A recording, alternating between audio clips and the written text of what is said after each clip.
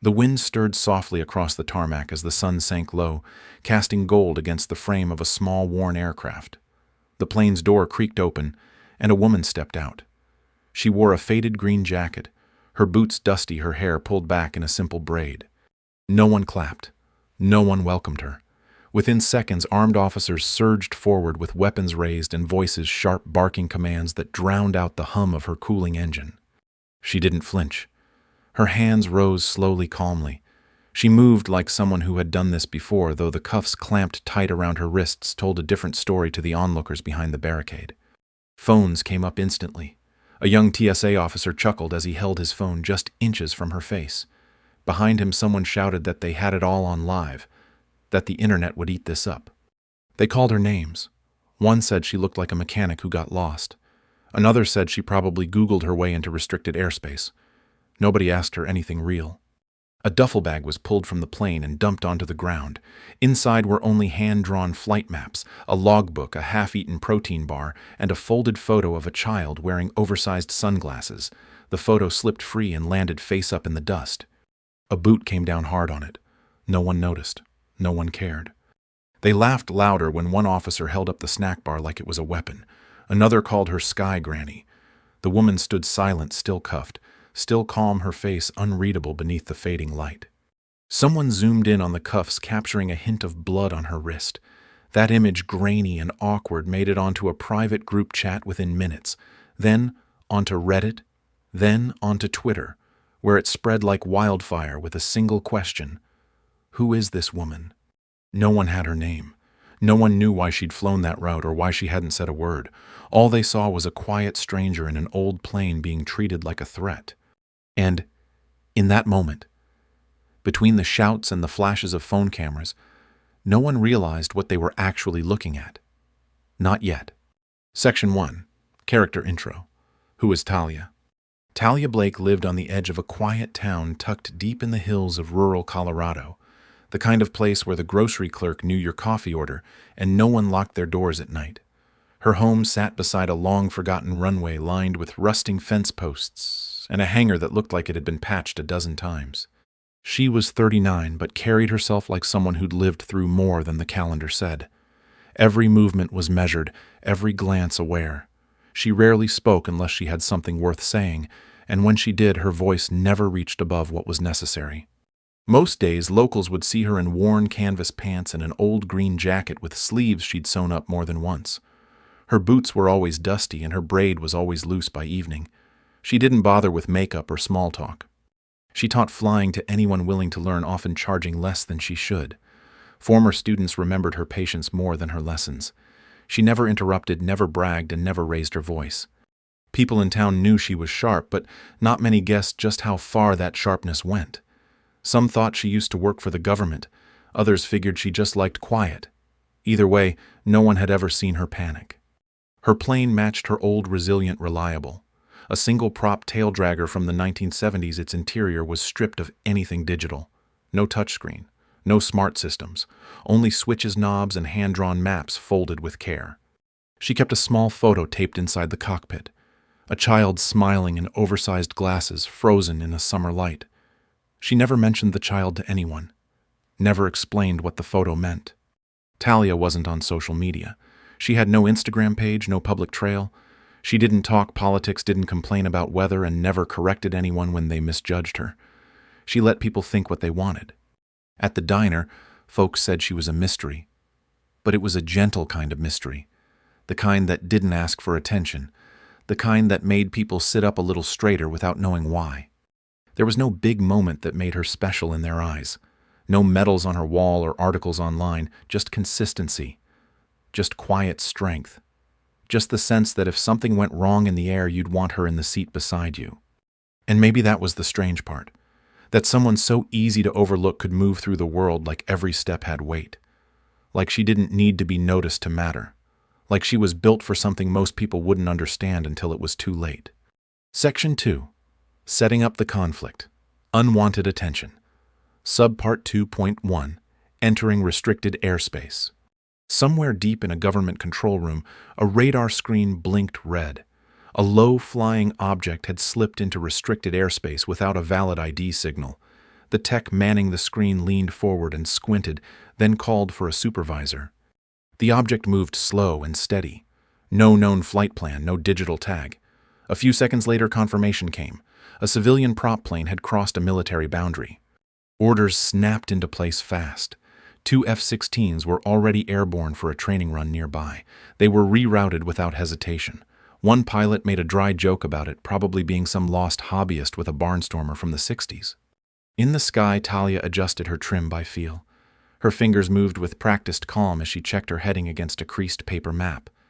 The sun caught her wingtip in a flash of silver, but she didn't notice. The radio crackled as the jets drew near. Their voices came through sharp, clipped, and laced with condescension. One asked if she could even hear them over the sound of that engine, then laughed at his own joke. She didn't reply. Her hand hovered over the mic switch, then moved to reduce throttle. The plane dipped a few hundred feet as she adjusted altitude without resistance. One pilot said she must be flying her grandpa's lawnmower. The other asked if they were chasing a drone with lipstick. Talia's face didn't change.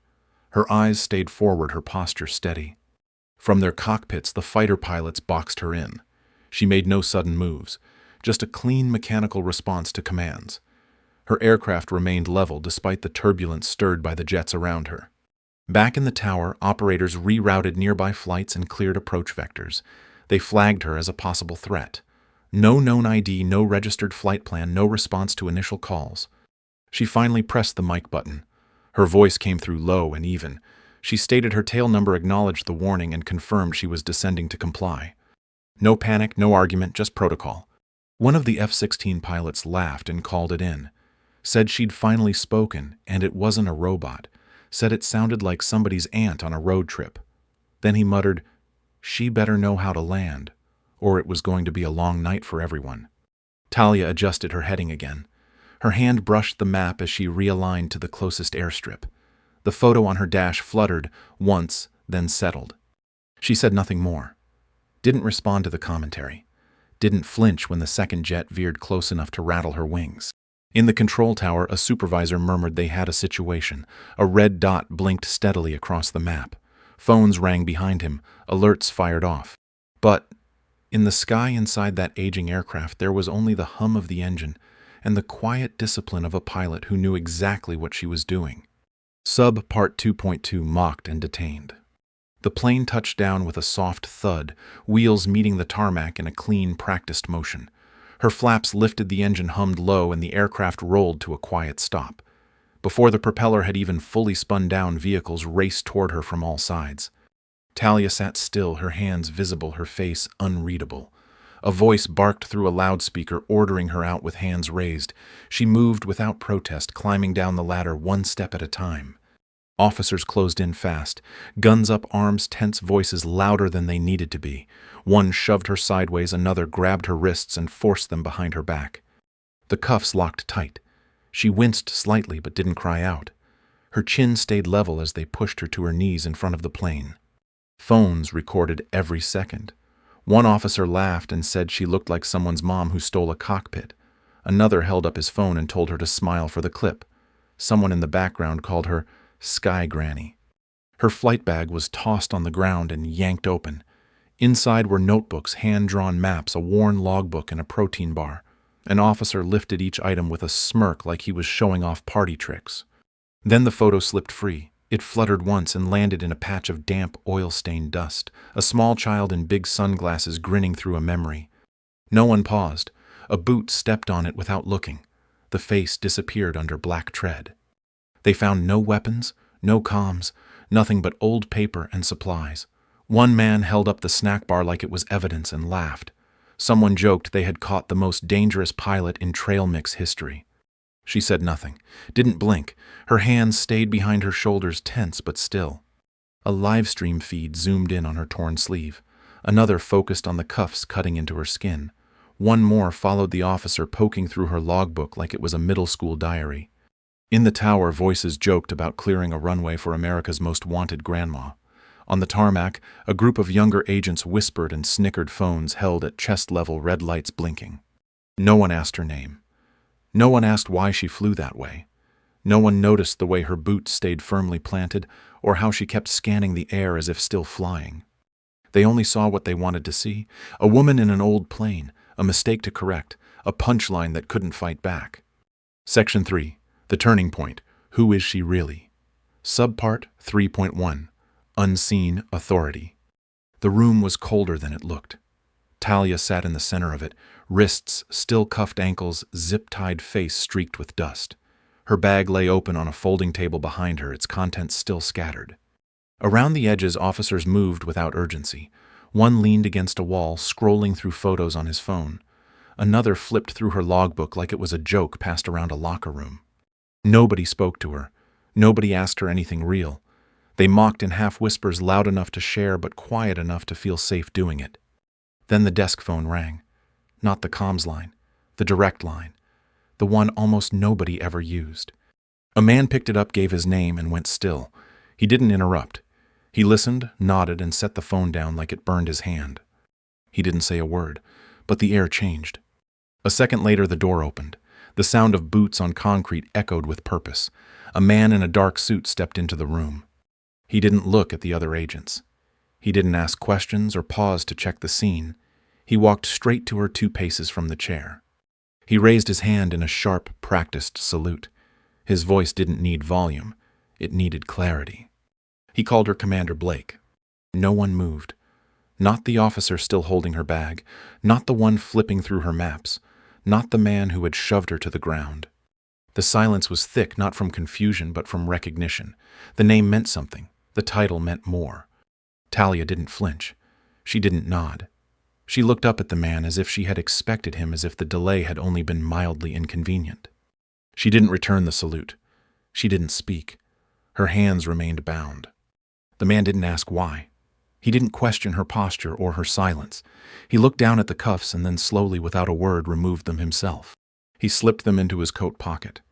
Not like evidence, like something no longer needed. The officers stepped back without being told. Some lowered their heads, others looked away. No one laughed now. Across the room, someone finally understood what they had been looking at. But by then it was too late to pretend they had seen it sooner. Subpart 3.2. Classified Reveal. A second black SUV pulled up outside the hangar. The door opened before the engine stopped, and a uniformed officer stepped out with polished boots and silver insignia. He didn't wait to be introduced. He walked in like he owned the ground under his feet. He scanned the room, eyes pausing just a moment on each face. Then he turned toward the man in the suit and spoke with quiet authority. Her aircraft had been flagged due to outdated records, but her flight had been cleared under deep code protocols. Operation name, clearance level, target threat. Words few in the room recognized, but enough did to feel the weight of what they meant. She hadn't wandered into airspace. She had been operating in silence on purpose. No GPS, no comms, no traceable digital trail. Every part of it had been by design. Her old maps, her analog systems, even her silence, all necessary to intercept something that could not afford to be seen. The same officers who had joked hours earlier now stood back from her without needing to be told. The man who had rifled through her bag set it down gently on the table and stepped away. The one who had laughed at her photo couldn't lift his eyes. The man in uniform glanced at them, then addressed the mistake with finality. They had intercepted the interceptor. They had stopped what they were never meant to notice. There would be consequences, he said. He didn't raise his voice. He didn't need to. Every word landed like a dropped stone. The man in the suit handed her a sealed folder. Inside was the update. The mission was still active. If she launched within the hour, she could still make it. She took the envelope, slipped it into her bag, and gave a single nod. She didn't offer forgiveness. She didn't make anyone squirm. She didn't need to. Her hands were free now, but she moved like they never should have been cuffed. The agents made room for her without being told. One of them saluted not out of duty but out of shame. Another followed. Then another. Until the room was filled with men and women at attention facing the woman they had once dismissed. She didn't return a single salute. She walked past them like they were wind. Her strength had never needed permission. It had only waited for the sky to clear. Section 4. Aftermath. The Internet Speaks. The first image surfaced late that night. Grainy, slightly off-center, it showed a woman in handcuffs standing straight as a man in a suit saluted her. The room around them had frozen, and the expression on every face had changed. No caption was needed. It spread across encrypted threads, private pilot forums, and then onto social media. People didn't know her name, but they knew they had seen something they couldn't explain. A Reddit post titled, "She Never Flinched," reached the front page in less than 12 hours. The comment section filled with guesses, speculation, and awe. Some said she was CIA, others swore they recognized her from deep military operations. A podcast episode dropped that same day. The host had spoken with an air traffic controller who rerouted flights that night. He choked up describing her landing, said she flew like the sky belonged to her even when flanked by two jets that could have ended her in seconds. Memes started, but they weren't mocking. One showed her sitting in the folding chair, hands cuffed, surrounded by agents pointing at her. The words across the top were simple: "She doesn't need your apology." Another post shared a screenshot of her torn jacket zoomed in on the faded shape where an insignia used to be. The caption just asked why someone would erase a rank. No one answered. Everyone felt the weight of the question. A single word began to circulate quietly: observed. It appeared in bio lines on black stickers across toolboxes and dashboards on a coffee cup in a control tower. No one explained it. No one had to. One anonymous blog titled "What Silence Looks Like" was posted by a junior officer from the hangar. He described her sitting calmly as others shouted and joked. His final line said they hadn't mocked a woman. They had humiliated their own ignorance. The post went viral. Female aviators shared it with their own stories of being doubted. Veterans reposted it with the simple note, "Finally." People who had been silent spoke out. Those who laughed at her were suddenly hard to find. The officer who called her Sky Granny was reassigned within the week. The supervisor who signed off on the arrest stepped down quietly. There were no press statements, just silence and a closed door. No one could confirm who took the photo. It had been deleted from official servers, but not before someone had saved a copy. No one claimed credit. No one sought attention. A military subreddit held a vote on what to call her. The top comment said no name was needed. She was already known. Within days, the phrase "whisper level" started to show up, in hangars and training rooms and corners of quiet pride. It didn't refer to volume. It meant precision, restraint, power that never had to prove itself. A retired pilot from Nevada commented on a thread with just one sentence: "If you flew with Whisper, you already knew." It got thousands of likes. No one questioned it. People began taping thin black lines to the edge of their flight panels. No label, no meaning given. But those who saw it understood. She never made a public statement, never held a press conference, never appeared on camera again. And still, the image remained. A woman in cuffs. A man in a suit saluting her. A room full of silence breaking open all at once. She never asked for anything. But the world gave her back something it didn't even know it owed: respect not for noise, but for what stands quietly in its place. The gravel crunched softly beneath her boots as she stepped onto the tarmac. The same runway, the same quiet stretch of land tucked behind hills and rusted fence lines. This time, no one rushed toward her. The hangar doors stood open, but no crowd waited inside. A single ground crew member leaned near the fueling station, hands tucked into his jacket. He didn't speak when she passed. He just nodded once, steady. Talia walked with the same deliberate calm she always had. Her green jacket was patched at the sleeve, the fabric faded but clean. The braid over her shoulder moved slightly in the breeze. The plane hadn't changed. It sat like it always had, unassuming and older than most would trust. But her hands moved across its frame with quiet certainty, checking every detail as if her fingertips could hear the machine breathe. Inside the cockpit, the photo of the child was gone. In its place was a folded note held to the panel with a single strip of cloth tape. No one knew what it said. She opened a small side pocket in her jacket and took out a coin. Its surface was worn smooth. In the center, the word "observed" was carved in simple block letters. She placed it beside the throttle without hesitation. It didn't shine. It didn't need to. The pre-flight routine was quiet. Her fingers turned. Knobs pressed, switches moved like they had done this 1,000 times before. She didn't check a phone. She didn't glance around. There were no voices on the radio, no camera crews outside the fence. No one called her name, and she didn't expect them to. When she pushed the throttle forward, the plane responded like it had been waiting. The propeller caught, then steadied. The wheels began to roll across the pavement with ease. Dust lifted gently in her wake. The plane moved toward the far edge of the strip, where the morning light hit the ground in soft gold. It wasn't fast. It wasn't slow. It was certain. As the aircraft lifted from the runway, its shadow followed briefly, before pulling away. The shape grew smaller with each second fading into clean air and open sky. The ground crew didn't wave. He just stood with his cap in his hand. Behind him, the tower windows reflected sky instead of faces. There were no headlines this time, no posts, no comments, no questions, just the hum of an engine growing faint in the distance. And somewhere up there above the noise and below the radar, a woman flew with nothing left to prove. Maybe you've been there, misjudged by what you wore, where you came from, or how quietly you moved through a room. Maybe someone looked past you because you didn't speak loud enough, or because you chose not to explain yourself. Talia's story is more than a twist. It's a reminder that strength isn't always loud, that some people carry more than they show, that sometimes the ones we overlook are the very ones holding everything together. Think back to a moment when someone didn't see you for who you were, or when you made the same mistake with someone else. We've all done it.